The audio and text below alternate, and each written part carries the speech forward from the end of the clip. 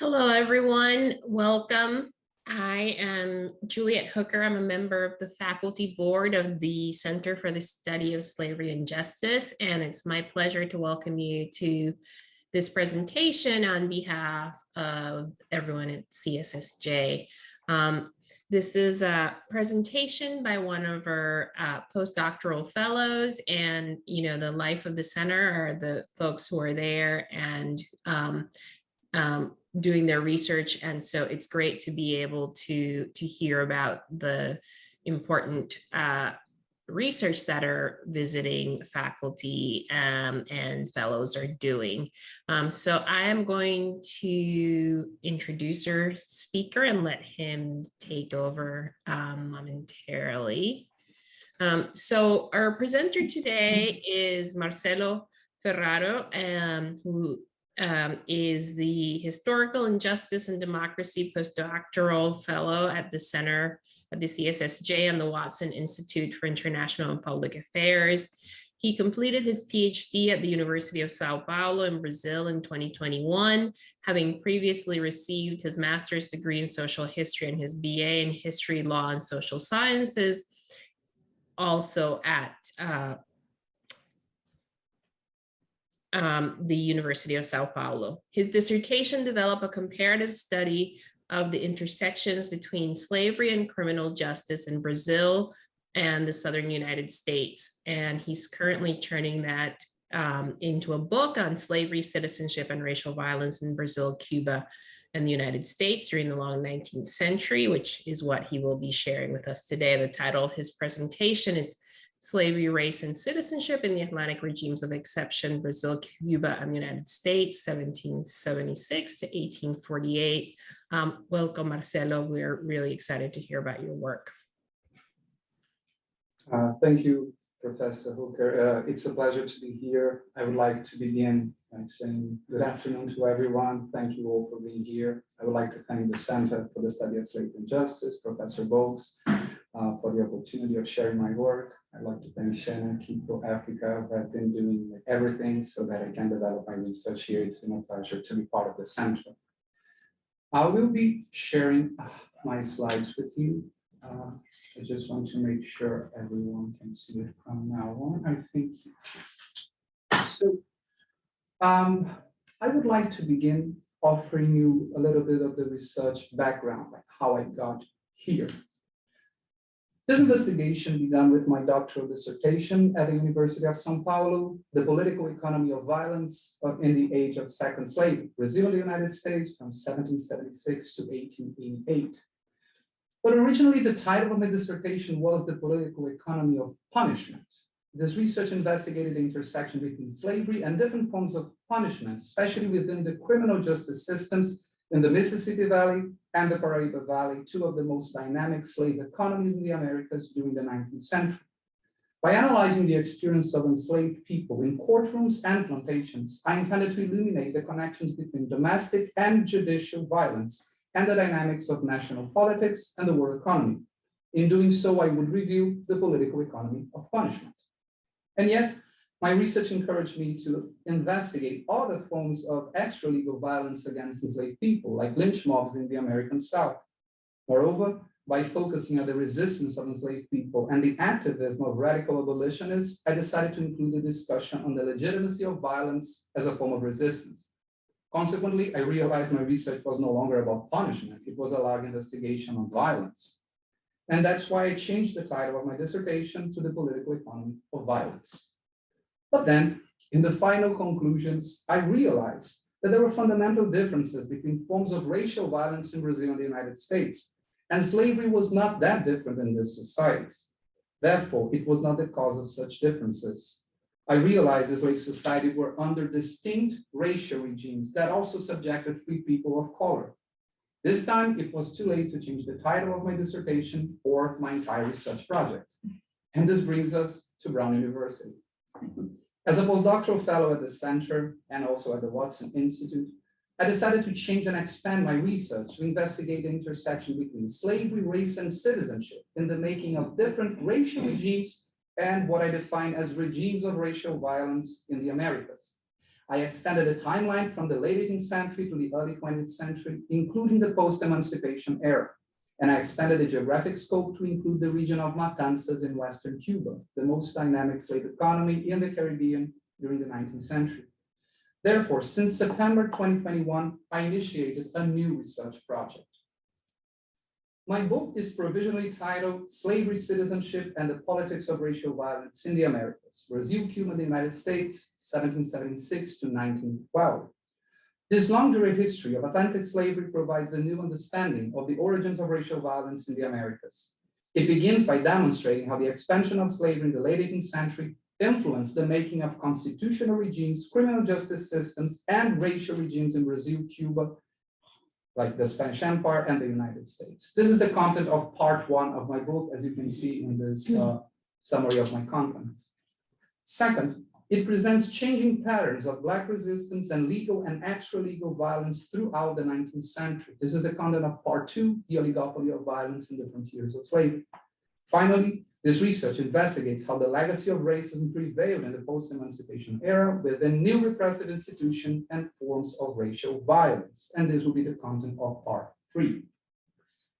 This comparative study often reviews the common past, but it also illuminates important distinctions. As I argue, racism and racial violence in the Americas were similar, but not the same.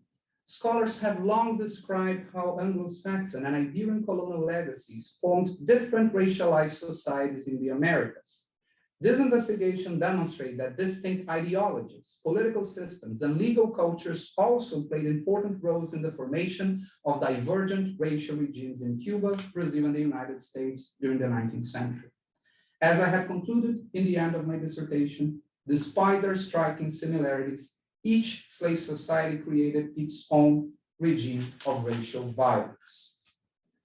Today, I will present the first part of my book project, Slavery, Race, and Citizenship in the Atlantic Regimes of Exception, Brazil, Cuba, and the United States. And now, like pretty much in the first half of the 19th century. Here, I analyze the intersection between slavery, race, and citizenship in the making of constitutional regimes in the early 19th century Atlantic world. These chapters demonstrate how the Age of Revolutions inaugurated a wave of emancipations and a second age for bondage in the Americas. People of African descent resisted captivity, disenfranchisement, state repression throughout the hemisphere. Yet, slavery and racialized citizenship prevailed in these three societies. The emergence of new slaveholding classes influenced the making of constitutions and criminal law in Spain, the Spanish Empire, Cuba, and the United States.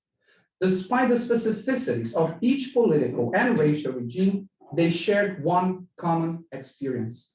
Statesmen from these nations resolved the contradictions between constitutional principles and the material reality of slavery by establishing racialized regimes of exception under the rule of law. This presentation and the chapters, they are organized in 5 different sections. What I will do now is analyze the main arguments of each one of them, beginning with what I call the dialectics of slave resistance in the Age of Revolution. In this section, I demonstrate how the Age of Revolution was a turning point in the history of Atlantic slavery. As I argued previously, it inaugurated a first age of abolition in the Americas, and at the same time, a new age for bondage in the United States, Cuba, and Brazil. I begin by analyzing the revolution of Saint-Domingue and the independence of Haiti. Haitians moved beyond any previous experience of Black resistance in the Americas and set the precedent of an abolitionist slave revolution. This historical event had a major impact all over the continent. Free Blacks from Salvador to Havana radicalized their struggle for equality. Enslaved men and women from the Mississippi Valley to the Recôncavo Baiano now foresaw freedom as their right to vindicate. However, none of these rebellions achieved what the Haitian revolutionaries did. After all, they were not the only ones who learned from Saint-Domingue. Planters benefited from the economic collapse of that French colony and expanded new agricultural frontiers in Cuba, Brazil, and the American South. They were aware of the risk, and they turned the Haitian paradigm into the counter-example of their plantation societies and repressed anyone who intended to rehearse a new Haiti on their lands. At a key moment in their countries, This new generation of slaveholders and their political representatives influenced the making of constitutional regimes and their state repressive institutions.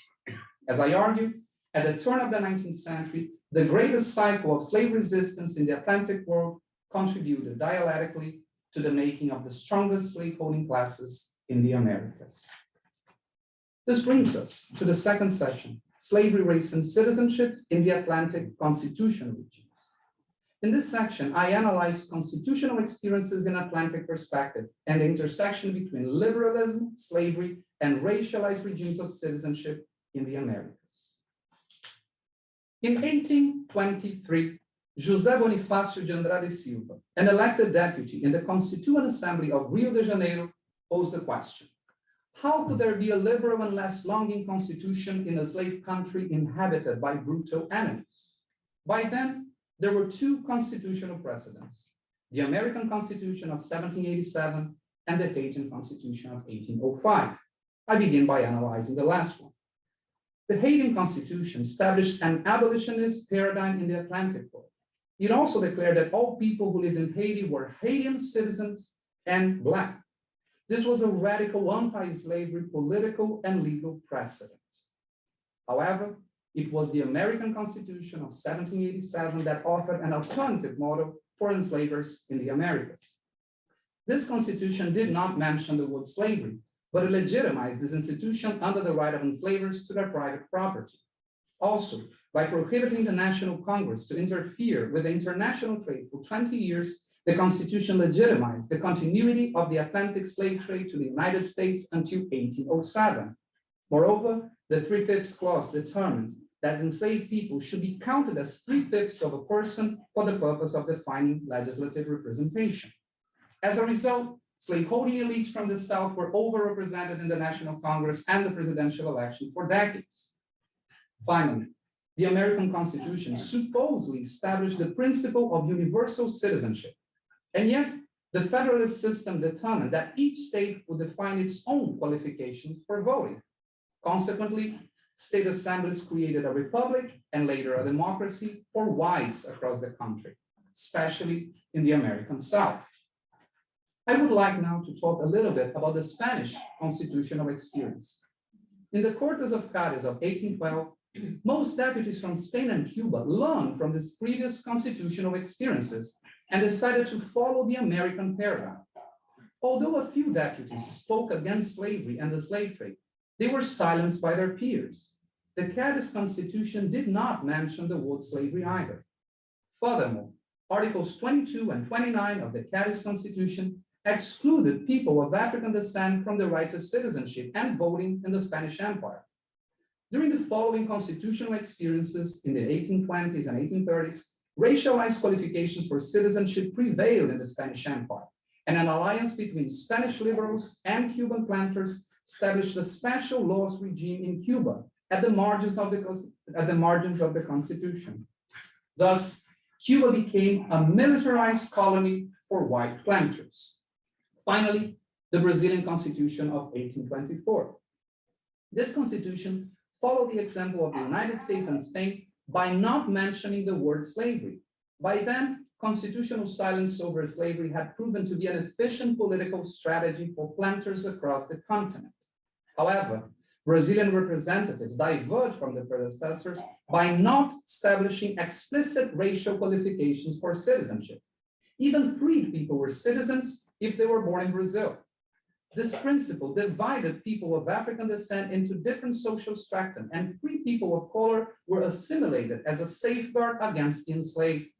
At the same time, however, the Constitution established property and income qualifications for voting, reinforcing social and racial hierarchies by other means.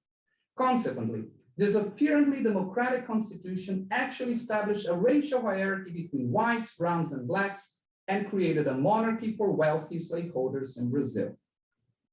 Here I can offer what I believe to be one of the main conclusions of my work that is absolutely inspired by the scholarship of Tamis Parron, Rafael Marques, and Marcia Berbel from the University of São Paulo.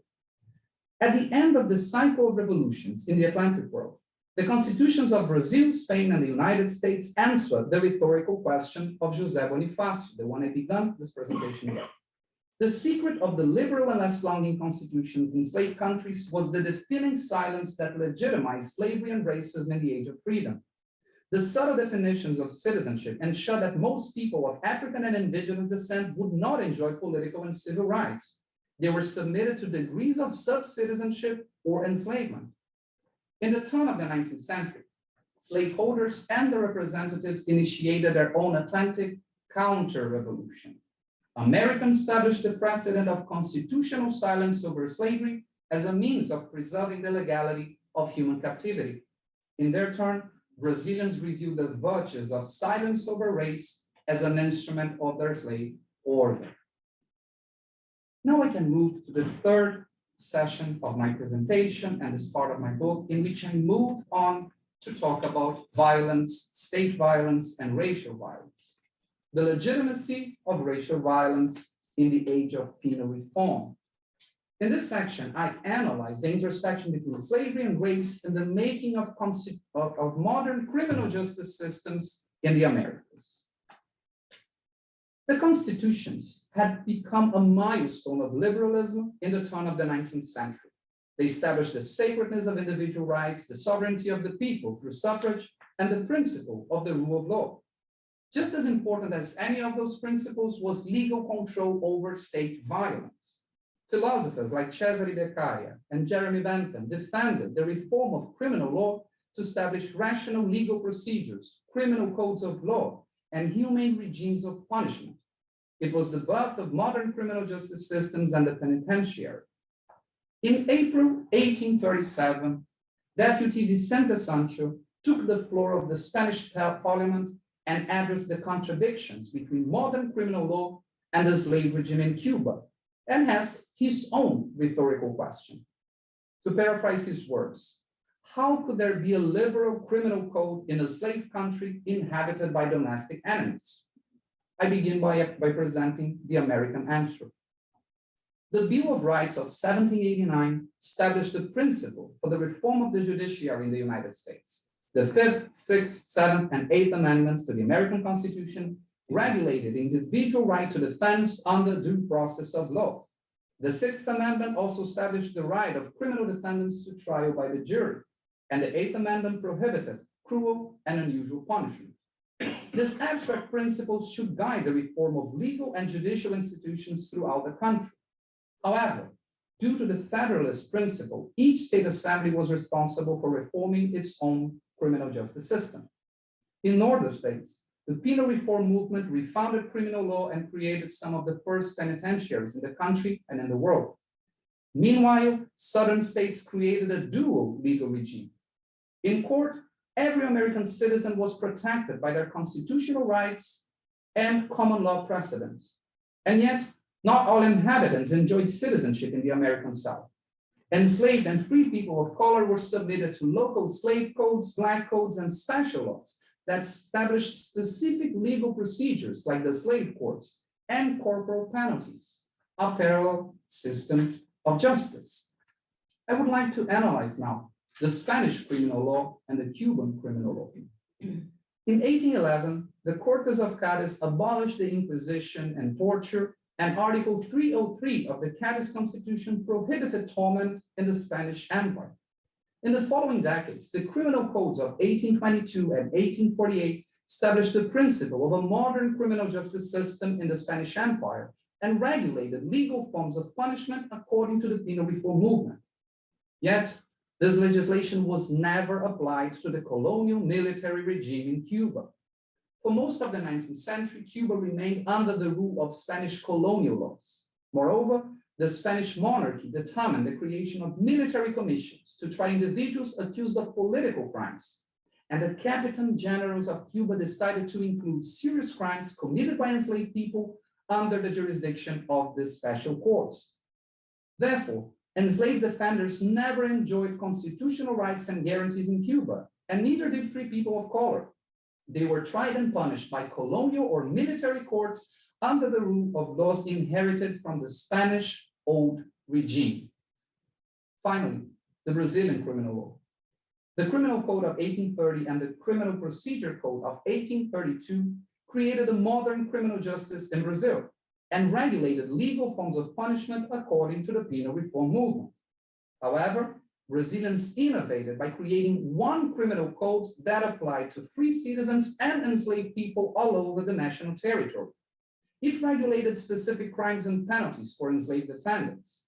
Meanwhile, the Criminal Procedure Code only differentiated free and enslaved defendants in a few articles, and it determined that all capital crimes would be submitted to jury trials. Therefore, enslaved defendants who were accused of homicide or insurrection would benefit from due process and legal guarantees.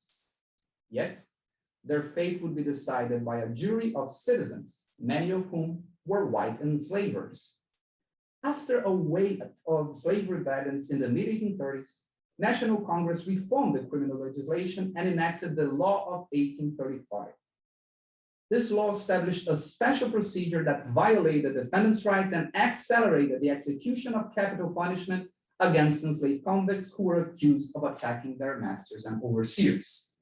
I know there are so many specificities of each legal regime, but I want to present what I believe to be the relevant conclusions here. And this is probably the second and the most important conclusion of this presentation so far. By the end of the decade of 1830, the penal reform movement had transformed criminal justice systems in the West. Nowhere did it fulfill the premises of preventing crimes or rehabilitating convicts. Moreover, the modern prison was, and still is, a global failure. Yet the contradictions between the penal reform movements and the reality of criminal courts were explicit in the Spanish Caribbean, the American South, and Brazil, where slavery and racism were the backbone of the justice systems. When Vicente Sancho, the Spanish deputy I mentioned, questioned the viability of a liberal criminal law in a slave country in 1837, he already knew the answer. By then, the politics of slavery had prevailed and influenced the reform of justice systems in Spain, Brazil, and the United States. Despite the specificity of each constitutional order, this nation established two regimes of justice. Civil rights and guarantees applied to citizens. Meanwhile, the rest of the population was stigmatized by race and enslavement and submitted to special laws. The answer to Vicente Sancho's question took the form of resounding laws of exception. These legal regimes targeted Africans and their descendants as domestic enemies, subjected to a permanent state of exception under the rule of law. Finally, I reach the fourth session of this presentation, the politics of slavery in the United States, Spain, and Brazil. Here I analyze once again the dialectics of slave resistance, but also the politics of slavery in the decades of 1820 and 1830. This was a new age of revolutions and counter-revolutions in the Atlantic world. British abolitionists celebrated the emancipation in their empire and pressured the Foreign Office to end the illegal Atlantic slave trade. Meanwhile, abolitionists from North America set the tone of the national debate on the topic of slavery in the United States. The enslaved also rehearsed their own revolutions. There were massive uprisings in Matanzas, Virginia, Bahia. This could have been the beginning of a second age of abolition, but it wasn't. Those years were a turning point for liberalism in Europe and the Americas. Although political movements vindicated the original radicalism of liberal principles in the 1830s, European bourgeoisies and their representatives reinterpreted this ideology in a conservative way. On the other side of the Atlantic, new slaveholding classes from the American South, Cuba, and Brazil also reinterpreted constitutional principles of their society and reframed state liberal institutions in their own image and likeness. While slavery was abolished elsewhere in the Americas, the politics of slavery triumphed in the constitutional regimes of Brazil, Spain, and the United States. During the second party system, Whigs and Democrats established a political consensus to turn slavery into a silent taboo in the United States. Brazilian liberals and conservatives also agreed not to bring the topic of the illegal slave trade and slavery to the public sphere during the reign of Pedro II. Moderates and progressives pretended that Cuban slavery was not even under their political jurisdiction during the Second Spanish Empire. In these three societies, slaveholders transformed state representative and repressive institution into an extension of their power.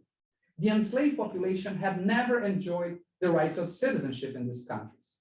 And now more than ever, they were treated as domestic enemies under the surveillance of penal states. Their enslavers made their class interests into state agendas and sealed the fate of those nations. At the end of the revolutionary decade of 1830, the counter-revolution of slavery prevailed. There are many studies about the politics of slavery in this period. What I am trying to bring is the fact that this politics of slavery, it was also a penal policy, extremely efficient by mobilizing state repressive institutions to preserve slave orders. Finally, I present the conclusions of part 1 of my book, The Atlantic Regimes of Exception. First, I would like to talk about my conclusions on constitutions, citizenship, and the making of racial regimes. The constitutions of Brazil, Spain, and the United States created political regimes that overrepresented the slaveholding elites and made citizenship a privilege of class and race. However, each nation did it in their own way. The United States were a federal republic founded on racial segregation. Democracy was a white privilege and free blacks were sub-citizens.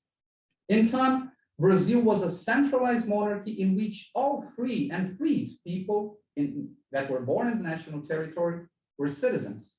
Nonetheless, the Constitution established unspoken racial degrees of citizenship, preserving hierarchies between whites, browns, and blacks. A similar pattern characterized Cuban society in the early 19th century. And yet, local planters and their representatives in Spain decided to follow the example of the United States. They restricted rights of free people of color and reinforced racial barriers through the law. Moreover, the Cuban elite abdicated from political rights and submitted to Spanish colonialism to preserve slavery and racial supremacy on their island. These constitutions then, and the citizenship qualifications, contributed not only to the preservation of slavery, but also to the making and remaking of distinct racial regimes in the Americas. But there is a consequence, and this is what I call, once again, because this movement never stops, the dialectics of Black resistance. These political regimes were distinct but equally successful in legitimizing racial hierarchies and slavery. Dialectically, however, each racial regime caused specific backlashes. The increasing racial segregation in the French Caribbean was one of the causes of the Haitian revolutions, by pushing free people of color to ally with the enslaved population against the whites. Such scenario was unlikely in the Anglo-Saxon Americans, where manumission rates were low and free communities of color comparatively small. Racial segregation prevailed, and Black resistance was essentially slave resistance in the American South. Cuban elites tried to reproduce the American racial regime on their island, but they faced strong resistance from a large established community of free people of color. Free and enslaved Blacks frequently joined forces to contest the island's racialized politics. The Brazilian racial regime was different, as were the country's patterns of subaltern resistance. Instead of the binary segregation between whites and Blacks, laws and local customs stimulated a hierarchical assimilation of free people of African descent, and the system discouraged alliance between them and the enslaved population. In sum, people of African descent resisted captivity, disenfranchisement, and state repression across the continent. But the politics of Black resistance were different under each racial regime. Finally, criminal law and racialized regimes of exception. The politics of slavery were also penal policies. The preservation of public order in slave societies demanded special laws and legal procedures that compromised the rule of law principle and transformed their justice systems and policing institutions into instruments of racial order. The criminal laws were explicitly racialized in the American South and Cuba, while legal silence on race prevailed once again in Brazil. The American slave codes and Cuban colonial laws considered race and legal status of defendants an aggravating condition and punished more severely crimes committed by Blacks against whites. In the meantime, the Brazilian Criminal Code did not differentiate criminals by race, but special laws and judicial practice were still harsher against people of color, especially enslaved Africans. In these countries, the constitutional prohibition of cruel punishment did not apply to enslaved convicts who were submitted to a variety of corporal punishment and also legal domestic violence. Despite the alleged modernization of criminal law, these modern spectacles of violence revealed reminiscences of the ancient regime and the prevalence of racialized justice systems. In sum, these constitutional regimes and modern justice systems extended legal rights and guarantees for their citizens, while thousands of enslaved men and women lived in a permanent state of exception. For them, the exception was the norm. I finished this long presentation about slave resistance, Black resistance, constitutionalism, liberalism, criminal law, but what is the main purpose of this project? What I believe to be the making of regimes of racial violence in the 19th century Americas. By analyzing the dialectics of resistance and the politics of slavery during the Age of Revolution, my investigation revealed how the Atlantic constitutional regimes preserved racial hierarchies in Cuba, Brazil, and the United States, and at the same time contributed to the making of distinct regimes of racial violence under the rule of law. Thank you.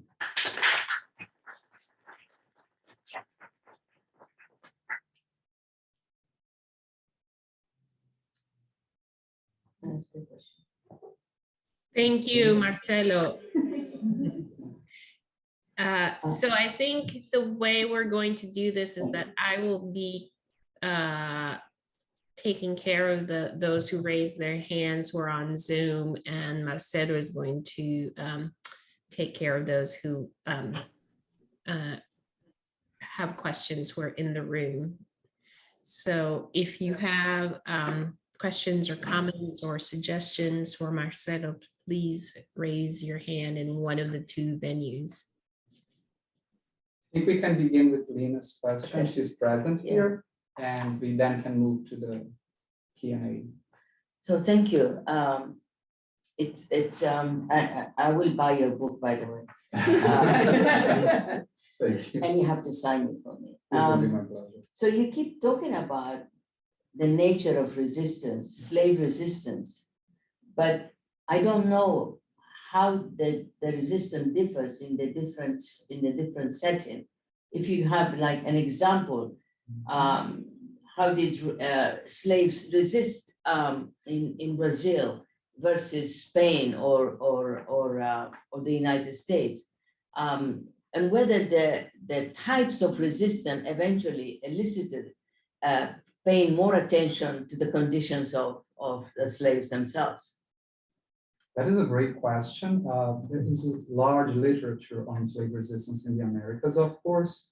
For a long time, there was this interpretation that slave resistance was connected, especially to the ethnicity and to the origins of people who were enslaved. So for instance, there was this established interpretation of Genovese in the United States, that the fact that enslaved people in the United States in the 19th century, most of them were born in the United States. That's why slave rebellions were not that frequent in comparison to Brazil and Cuba, where the Atlantic slave trade continued into the mid-19th century.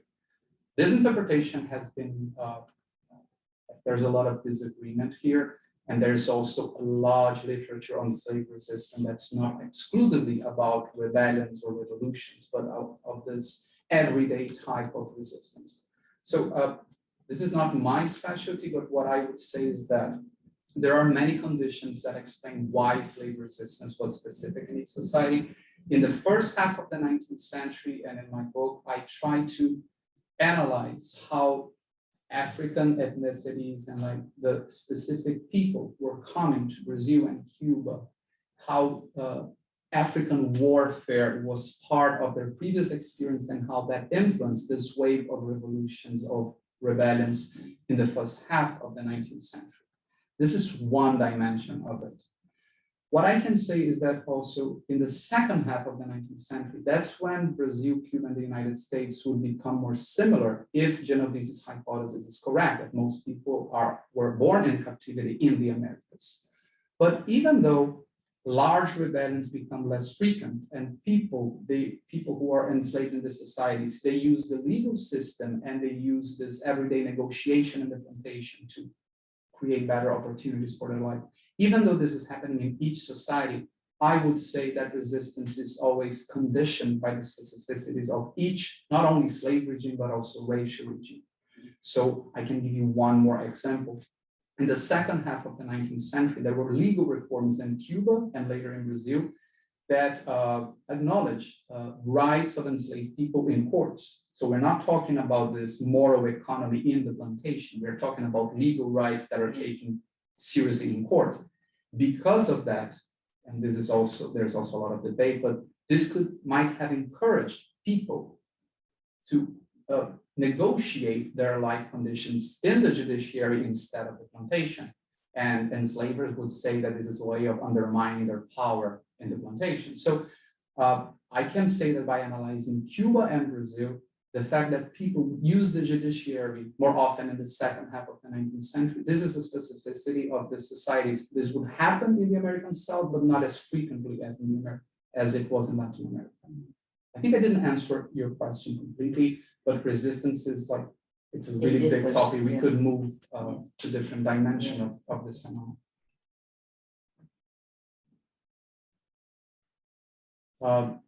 Is there anyone else here? Professor Oakes, please.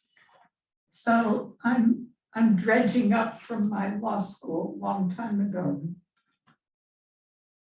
My understanding is that the Bill of Rights was not considered to apply to state laws until very late in the game, after it was based on incorporating into the 14th Amendment. And I can't even remember when that happened, but I think it's 20th century. It's never occurred to me to ask why that's true. And I wondered whether you have is there any indication in the debates about the Bill of Rights that the spoken or unspoken intent was to leave the slavery and criminal justice regimes in the South unaffected by, in other words, you give lip service to the Bill of Rights, but there isn't really a federal criminal code at that point. So the real import would be on states, and then you go, oh, and by the way, this doesn't apply to state law. So is that explicit in the debates on the Bill of Rights? This is a very good question, and I would like to investigate that deeper. I haven't read the debates, so I wouldn't be able to answer how explicit it is. What I can say, based on the ratification process of the Constitution itself, is that there are like so many moments in which they don't say anything is about slavery or race, but to ratify a constitution that would apply to the entire country, they can't make this law explicit enough and so specific that it would compromise the union. So the idea that the union is the big goal and everything else can be marginalized. You need, John, if you say specifically that you're affirming slavery, you don't get John Adams' vote, which you need. That's it. And I would say, well, probably the best quality of the American Constitution is precisely the fact that it's so vague and so abstract. But even though it organizes this entire country this way, and it made it possible that states would look so differently. Yeah. This is also one of the main reasons why criminal law becomes so specific for each society, for each state. And there's something else here that I consider to be fundamental. Even though these principles are vague and abstract, they are supposed to impose limits to what state legislation should look like. And when we analyze criminal law, and especially slave law, these limits were not respected. And there was an institution of silence about that. Right. So the constitutional principles, the amendments, they're there. Everyone knows what they're about. And they are about citizens. But there is this almost consensus that a few people, not a few people, millions, are not part of this society, or they are not part enough to be contemplated by those principles. Yeah.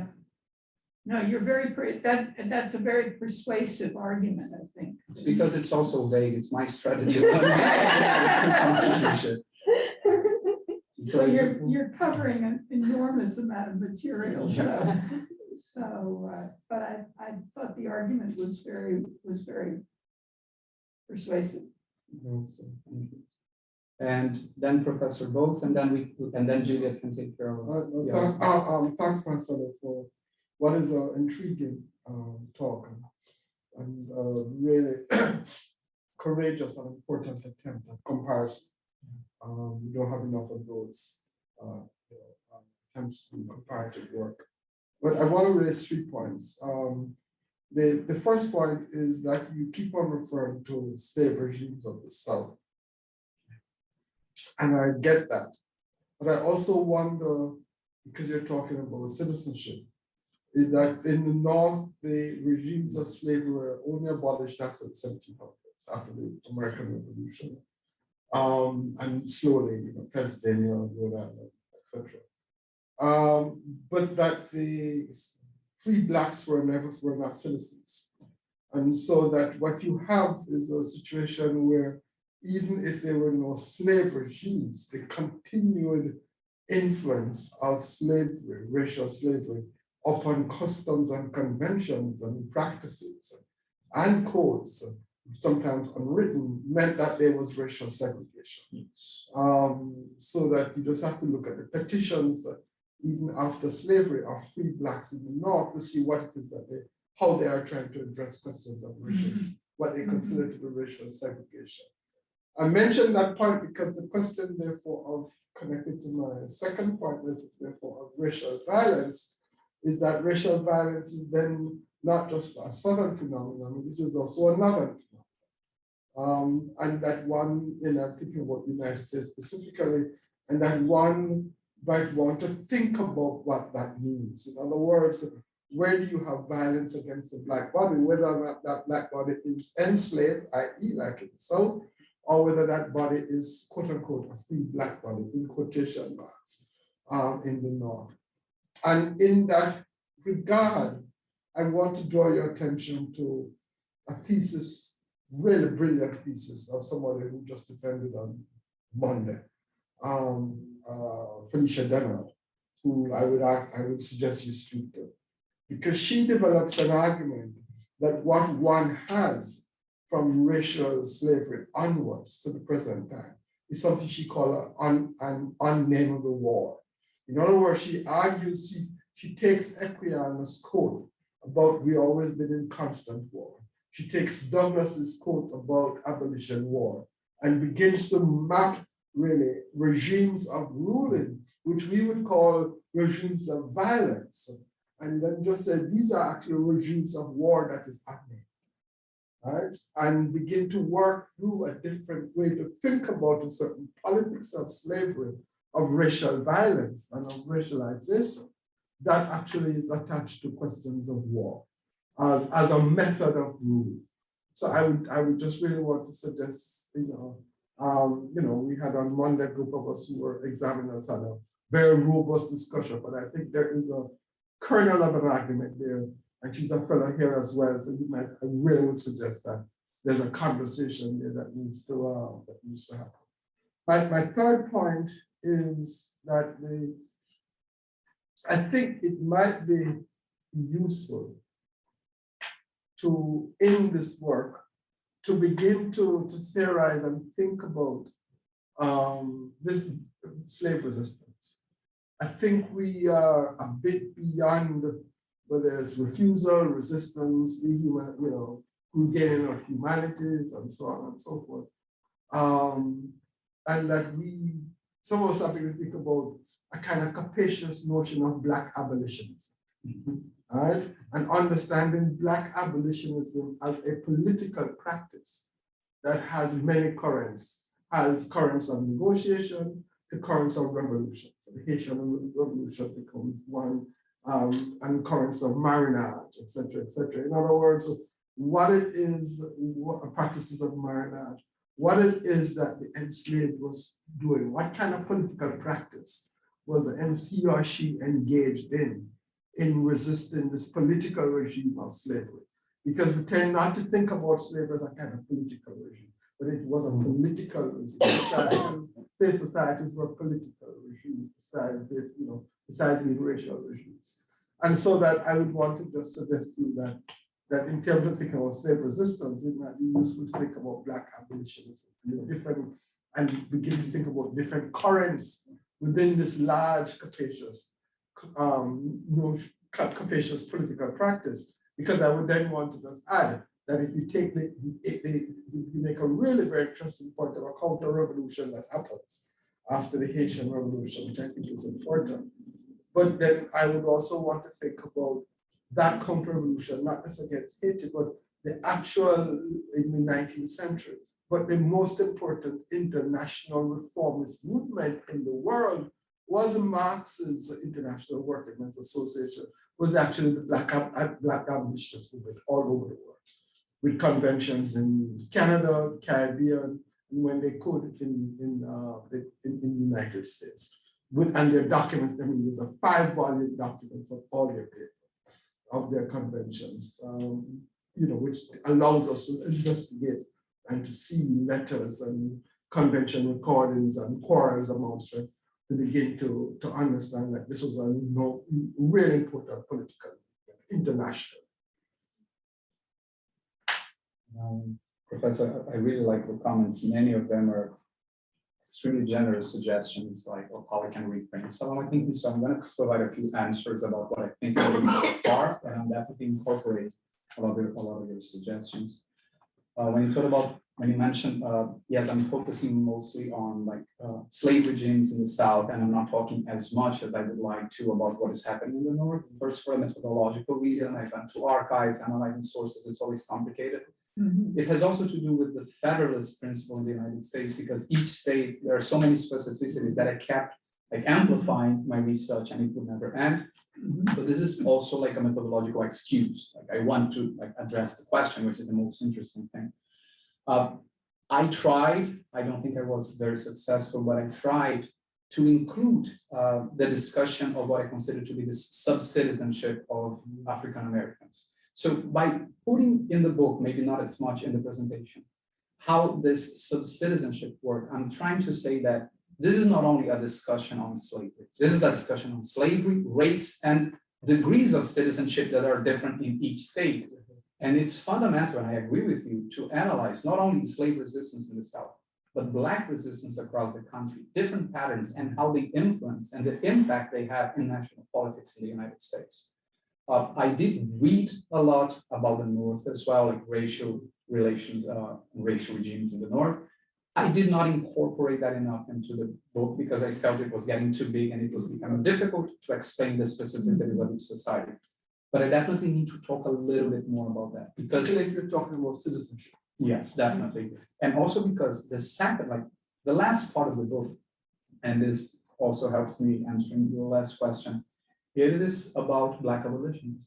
By then, I'm trying to analyze not only what is that, maybe that's one issue. I'm talking about Black abolitionism and the connection between the abolitionist movement and slave resistance, but I'm doing this more in the second half of the 19th century than in the first. And I think your suggestion is that I should look at it in the first half of the 19th century too. In the second half of the 19th century, I think this is particularly interesting because there is a large literature on Black abolitionism in the United States, but the same is not a reality for Cuba and Brazil. Most studies on the abolitionist movement have focused in the past on white abolitionists from Brazil and Spain. And recent scholars have been analyzing the struggle of Black abolitionists, like for instance, Luiz Gama and also José do Patrocínio in Brazil. And I also consider that some of the major wars in Cuba, the 10 Years' War and later the Independence War, the role of people of African descent who are participating in this process is fundamental. And we can even think, isn't Antonio Maceo another example of a Black abolitionist. He's not a social activist in the modern sense for democracies, but he's using weapons to fight slavery, to fight colonialism. So I think I'm gonna try to build a larger interpretation on Black abolitionism in the second half of the 19th century, and I hope I succeed doing that, especially beginning with this activism from Black abolitionists and Black soldiers and connecting that to slave resistance. But I definitely agree with you that I should have thought of that to think about the first half of the 19th century as well. Yeah, so just to, not to pull on the argument, but just to say that the actual 5 volumes are important because of the conferences. Yeah. And there are Cuban delegations in some of those conferences of the Blacks. All right, so you want, I mean, that's, what I'm saying is that here is an archival record. Yeah. That one can just scour. That's It's huge, it's 5 volumes. Yeah. And I'm pretty sure it's the kind of source that would revolution the perspective we have on like resistance, not only talking about slave resistance or a few rebellions led by free Blacks, but also think of this movement as an organized movement. We're not talking about enslaved people who don't have access to the principles of democracy or a liberal state, but in this case we do. And finally, your recommendation of Felicia, definitely I'm going to talk to her, I'm going to read her dissertation. I have been thinking of slavery as a permanent state of war. I'm using here permanent state of exception as a consequence of permanent state of war. I'm familiar with this literature. There has been scholars who have been dealing with this, like the longest American war of same, but also I've been talking to Vincent Brown, like he's been here a few weeks ago, talking about slavery as permanent war. And it's great to know that someone else here is doing that, because I can just like by dialoguing build my own interpretation of this. And I definitely need to think of war and not only slavery if I want to understand regimes of racial violence in the post-emancipation era. And that's something. I think I'm going to pass it to Juliet so that she can talk to people from the Q&A if there's anyone.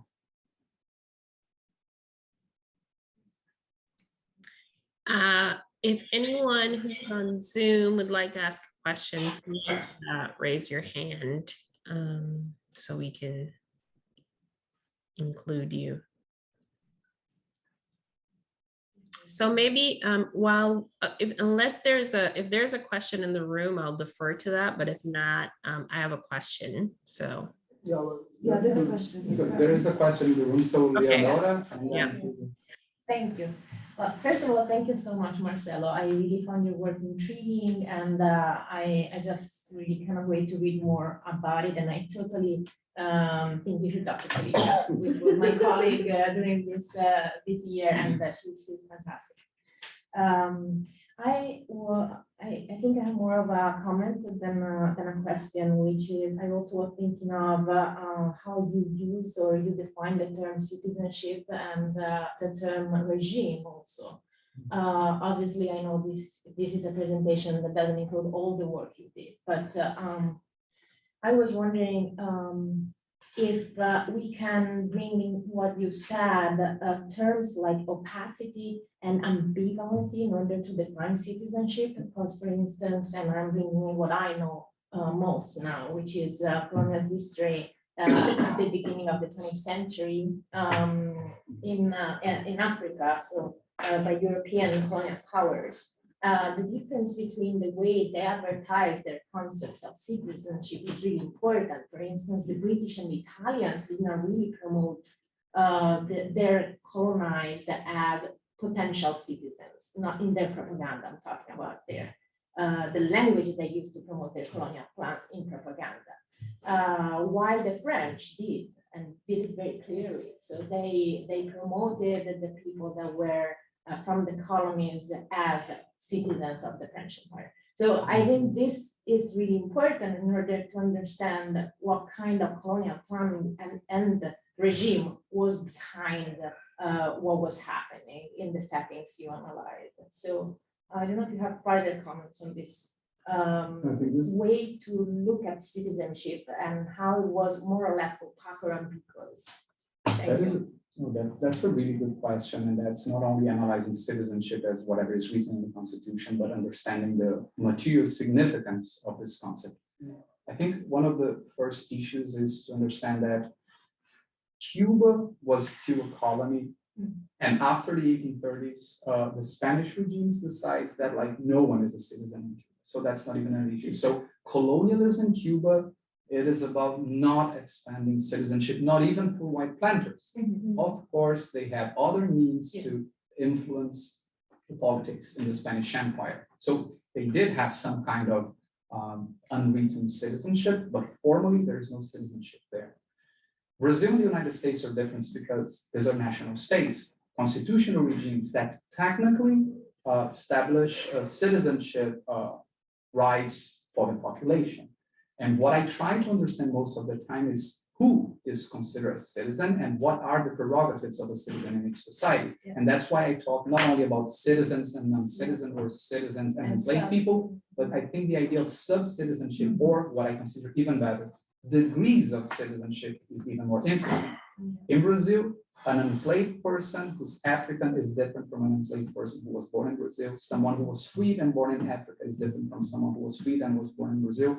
This person is technically a citizen, but they can't really vote or be voted unless they have income. When they finally have income, they might vote, but they can't be voted. So there are racial and ethnical degrees of citizenship in Brazil, which is the most complicated system in my opinion. Cuba is simple, no one is a citizen. And of course, race matters, but in a different way. And in the United States, I use the idea of like the Southerns have this utopia that every Black person would be enslaved. Freedom, citizenship was a white privilege. Of course, this never happened completely like anywhere in the South. They wanted it to happen, but it didn't. In the North, it's different because there is maybe not large like in Brazil and Cuba, but there is established community of free people of color, and they're fighting for rights all the time.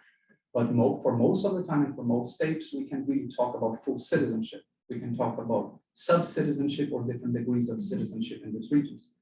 So this is the first thing. I try to analyze what the Constitution said and how this actually works. But most of the time I'm talking about citizenship as the right to vote and how these people are treated in court, what you're expecting of me, and that is much more interesting. And I need to think about it. What citizenship might mean in other social experience for most of the time, how people experience the notion of citizenship itself. So I gave you like a general perspective of what I think citizenship means in these societies in the 19th century. But I think by dialoguing with you and understanding the role of citizenship as an imperialist instrument in the 19th and 20th century, maybe I might think conceptually in a different way about it. Rhode Island had a property requirement for voting. Yeah. Until in the US. Rhode Island did till 1845. Yeah, for most, like, this also happened in Britain and France in different ways for most of the 19th century. It's a late 19th century idea of democracy, the idea of expanding universal citizenship. And it's interesting to analyze how Brazil is particularly interesting because technically more people had the right to citizenship in the first half of the 19th century than in the aftermath of abolition. So it's a different trajectory and it has everything to do with race. The same thing is happening in Cuba. And I think Juliet has a question. Yeah, so I have a question about the question about archives and the challenge to do the kind of work that you're doing, because I was thinking about with the questions that you were getting about how to think about resistance. I was thinking about Aisha Finch's work on the La Escalera conspiracy and the way in which she talks about the difficulties of trying to trace people's actions and intentions when you're relying on court testimony that may have been, obtained through torture, et cetera, et cetera. And I'm also thinking about Sherwin Bryant's work on court cases in Quito, and thinking about during the colonial era, and thinking about his turn to performance as a way of thinking about why people in these court cases present themselves as loyal subjects of the king in order to try to gain, a certain level of legal protection. And he argues that we need to see that as a form of resistance. So I'm just wondering, given that we only got, a piece of the project, what are the ways in which these are playing out in your work, especially because you're dealing with 3 different legal orders, and just whether you could say something about whether you see something similar happening in terms of the archive that you're forced to rely on, or whether it's been different for you. Thank you, Julia. This is a very good question, and again, a methodological question too, how much the research itself interfere with whatever I'm finding. I began this research by analyzing criminal records in Brazil, which are probably one of the best historical sources because there are so many details. We can actually dive into his everyday life. And enslaved people were brought to court and they could testify. So, and of course, there's always a performance of loyalty. They're never questioning slavery itself in trial, but they are questioning the legitimacy of a certain specific master or overseer. And I started analyzing criminal records in Brazil, then I moved on to criminal records in the Mississippi Valley. Finally, I'm analyzing criminal records from Matanzas in Cuba. But of course, these sources are tricky. We're talking about people who are before the law and they can be executed depending on what they're saying. So the first thing I always do, I never analyze those discourses as if they are reality. I always think of them as part of a performance before the law.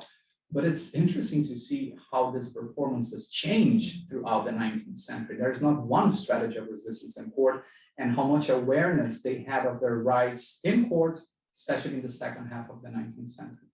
I'm also analyzing many different sources, like we are privileged in the United States to have access to biographies that were written by enslaved people or eventually abolitionists to help them in the process. And this kind of source doesn't exist in Brazil.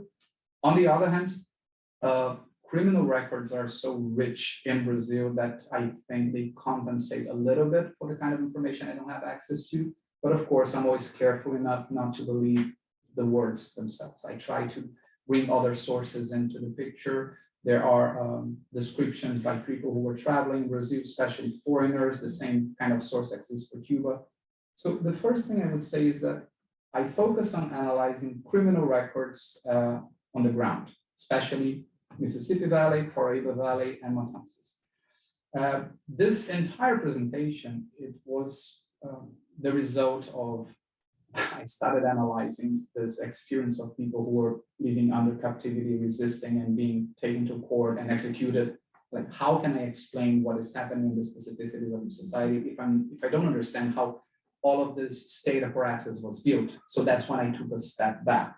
And this entire presentation, it wasn't that much built on primary sources. I did read many of these primary sources for these cases, but I am diving in to the most interesting part in the next chapters, in which I analyze the everyday life in these plantation societies, how people resisted, how they go to court and what court means, and how they dispute in their own way the meanings of justice in court. There's always a limit. And I can only say that there are only pieces of a puzzle that we can find in sources. So it is fundamental not to simply describe the sources themselves, but to interpret them and cross information from sources so that we can try to understand what is actually happening behind the scenes. It's not always possible to do that. Even though I believe by comparing each of these experiences, I found so many similarities and so many differences that it is possible to understand what are the commonalities of this historical experience, but also understand the specificities of each legal regime and each regime of racial violence in the Americas.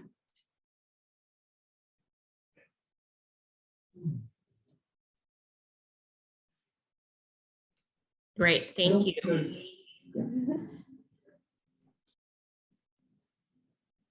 I think there is no other question in the room, and I know it's been like 5 minutes past the time. Juliet, you can take the lead, or should I just say something? Well, you have a couple of people who had to leave who said thank you in the chat and how much they enjoyed the presentation. And I think we can all join them in saying that this was excellent and to thank Marcelo for sharing his work with us. Thank you all for being here, for participating in this event. It is a privilege to share my work and get your feedback. This is a work in progress, and I'm honored to have you all here and your comments to work on my research from now on. Thank you so much, Juliet, for being here, for your question. I didn't answer it properly, but I'm going to think about how to make it even better in the future. And thank you, Kiko, Africa, Shanna, like you made this happen not only today, but since September last year, and I really appreciate your support. Thank you. Bye, everyone. Have a good rest of your day. Thank you.